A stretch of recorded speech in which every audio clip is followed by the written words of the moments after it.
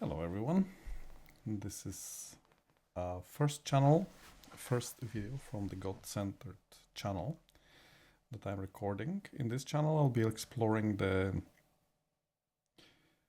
concept of a God-centered life versus a life not centered on God. And by God-centered, I mean the Judeo-Christian God, or the concept that's kind of standing behind the Judeo-Christian tradition of a loving God, of a parent, father, and a mother, like a Holy Spirit personality. I know it sounds religious, but it's not. To me, it's not religious. I don't consider myself a very religious person. I consider myself a searching person. True skeptic probably, and I grew up as an atheist, and the idea that God doesn't exist was part of my life, part of my childhood, part of my identity. I didn't believe God existed. I also thought that religious people are stupid or crazy because I was taught that they were. And later on in my life, I met a lot of religious people. I traveled to Iraq. I studied in Iraq in an international school. I met a lot of Muslim people and Hindu and people of different faiths. And the whole idea that God exists and what it means to life that God exists became very interesting. I used to believe that life has no purpose, no meaning, and suddenly I was challenged with the idea that maybe life has a goal, a purpose, and a meaning, and it's worth exploring. So I did. I decided that if God exists, then it's important to know what this means for me and what it means for life. So the way I want to go about this channel is kind of very practical, really. And I'm choosing a topic every time that I would like to explore, maybe some news, and something that I didn't expect will change history and change my life as well is when Trump decided to become president.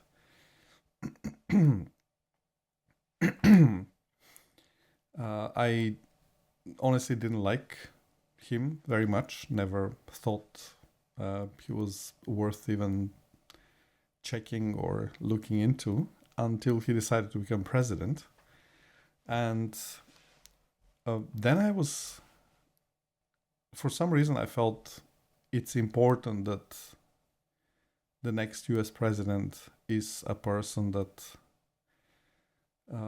takes God seriously and takes religion seriously and religious values and God-centered values seriously. And I was trying to understand if Hillary Clinton or Trump are on God's side, and was very surprised to find that Trump was actually a person that considered faith in God central, integral part of his life, and often talked about it. Of course, now in the current situation, he talks a lot more about it after the assassination attempt. But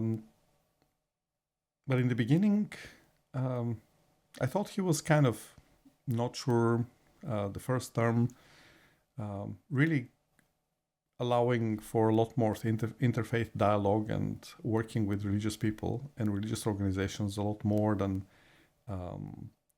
Barack Obama or I imagine Hillary Clinton, because of their left-leaning views that I'm very familiar with, the God-denying views. That the culture they promoted really highlights these values and this kind of understanding of life.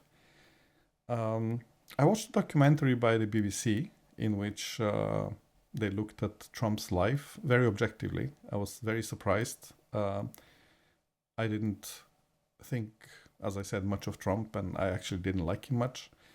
And this documentary showed his relationship with his children and his relationship to his business, the attitude he had towards business, and his work ethic. And I thought, someone who manages to take care of a business and a family, of course, in a very, you can say, untraditional way. He had few wives, and from the, you can say, Christian point of view, or religious point of view, depending on the religion, of course. But many people would consider that one wife is enough. I'm also such a person who believes that marriage and love between a man and a woman is a lifelong project, or maybe even eternal project. And it's very good to kind of focus on the relationship. But I understand that Donald Trump had great admiration for his father, and his father was a businessman. And I know he was, and he is very enthusiastic and has strong desire to succeed in business. And this is his driving motivation in life. And I understand that he respects that his wife's, previous wife's desires was also mainly to be successful. And they ultimately decided they want to go their own way and have their own businesses, and he supported this, which I actually respect. And is that he continues to have great relationships with his children and be a role model for them. How good, of course, I don't know if anybody is perfect, so I don't know if we can talk about him as being perfect, but the reason I'm saying this is because I came to the conclusion that he is the God-centered candidate, the person who is closer to God. And I thought this really means a lot to America, because America is founded on the principle of God-centeredness.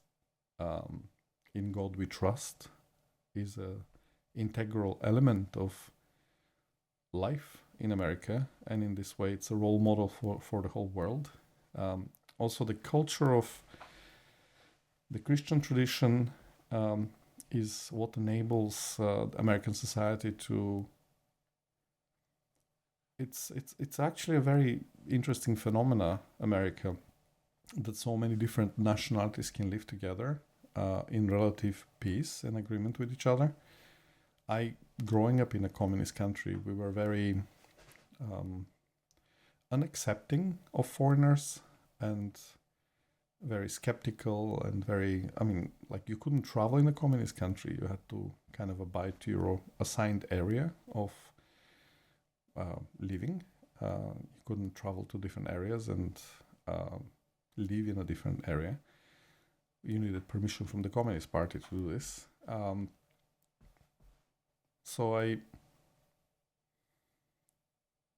wondered how America is able to first welcome so many strangers and at the same time allow everybody to feel free to a different degree, maybe. People say that white people were more dominant, but it seems like the Asians, the Chinese, the Koreans, the Indians, they're very successful in America, more successful than the white population. So this is also very interesting how we don't see countries like China, for example. You would not see Indian and white people prospering more than the Chinese people. In my country, you would not see same Chinese or Africans or Indian people be allowed to prosper in society and achieve high levels in government. In Russia also, you will not see this. Even in European countries, one can say it doesn't really happen. Like the dialogue is open, but I think the difference between the European countries and America is that in Europe we try to do it artificially, more out of some kind of globalist Marxist point of view. And in America, it's the place where people want to go, and they bring their religion with them, and America welcomes them and is happy to let them express their views. And from what I see, the God-centered tradition of the Christian value system that is dominant, it managed to embrace all nationalities and all cultures, not necessarily force them to integrate, but by providing a very nurturing environment and fulfilling environment, America became the place where everybody wants to go and live and achieve things in their life. So this is what I wanted to mention. The interesting dynamic in US politics. I also think compared to Kamala Harris and Joe Biden, Trump was the more God-centered candidate and a person that ended up through his assassination attempt becoming even more God-centered, more considering God's will for America as a central factor, major influence in his decision making. And this is phenomenal. It really, because in my experience, the two different viewpoints of the atheistic and religious view. In the atheistic view, one is called to think that life has no origin, no goal, no purpose, that human life has no value except through labor. Labor, according to Karl Marx, is the only value-generating activity. And death is end of life, meaning there is nothing after it. That's the belief system that I grew up in. And the religious viewpoint is very different. The Christian, Judeo-Christian tradition believes that we're created in the image and likeness of God, and we have purpose of life. And our purpose of life is not decided by us, is not... We don't decide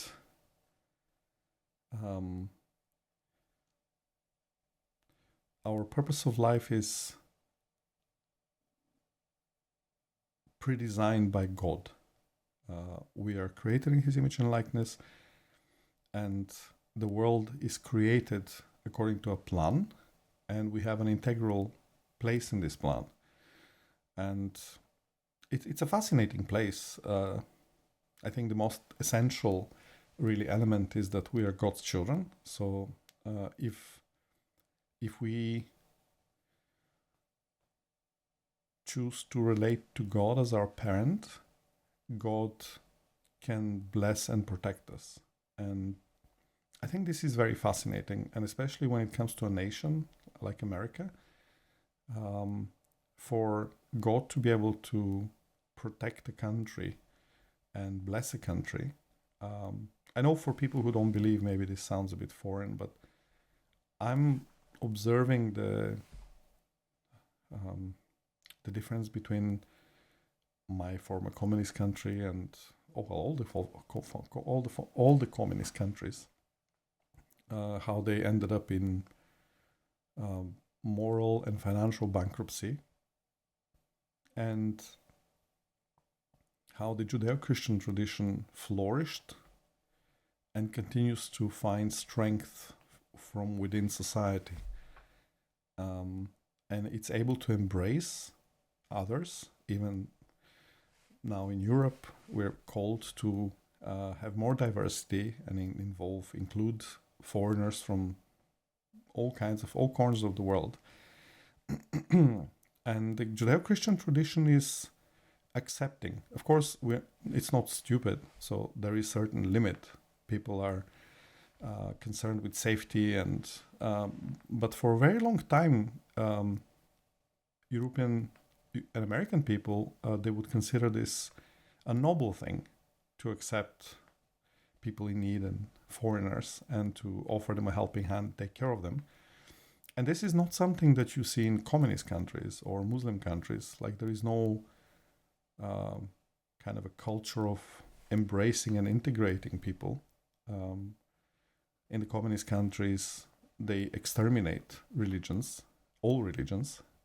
That's what happened in my country. And in Muslim countries also, like, you're expected to be a Muslim. You're not welcome if you're a Jew or Christian. And it's within the canons of the faith, the belief system, that it's so. And those who want to leave the Muslim faith are punished by death. So it's very, you can say it's not very welcoming, and the Judeo-Christian tradition is very welcoming. And I think the ability to welcome people, the strength to welcome people, and I think, because I lived in a Muslim country, and the ordinary Muslim people, they don't have this kind of complicated dislike of foreigners. They're very welcoming and very accepting. But when it comes to kind of theological debates, then it's very clear what the theology lays out. But in Christian countries, especially the kind of more free Christian countries, Christian communities just accept people, accept outsiders. And I understand some of the outsiders feel, oh, now we can dominate this culture and we can exterminate Christianity. But I don't think it's so easy, because Christianity is not a religion of churches or of kind of religious structures. It's a spiritual movement, and it's a very powerful spiritual movement. I was very fascinated with it, because I asked myself the question, how does Jesus Christ inspire people until today?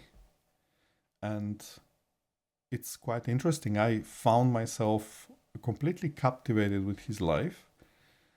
I wasn't looking for some kind of theological explanation. I was just looking at the personal example as a role model for people. And I found out that a lot of people have very transformative experiences with Jesus. And it's not a theological experience. It's not that they read the Bible and their life was transformed. It's a personal encounter with Jesus that transformed their life. From one day to another, they were completely different people.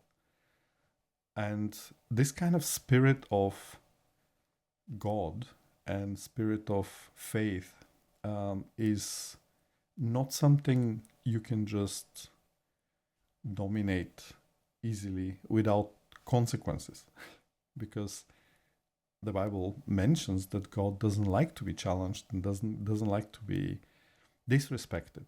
And I understand, like, the socialist movements in Europe and in America, they really disrespect God, and they really disrespect religious people. And they think that by having money and power, they can dominate God and faith in God. But we can see now in America this very powerful faith-based movement or God-centered movement to revive this, like, spirit of Christianity that lives inside the human being. The people that have personal encounters with God and are personally inspired by Jesus and God. And they're not swayed easily and dominated easily. They're very tolerant and very patient until a point when they feel it cannot be tolerated. They have to stand up, and they did. That's why I think Trump inspired a more God-centered society, and America has become a make America great again is make America a God-centered society again. So I will stop here.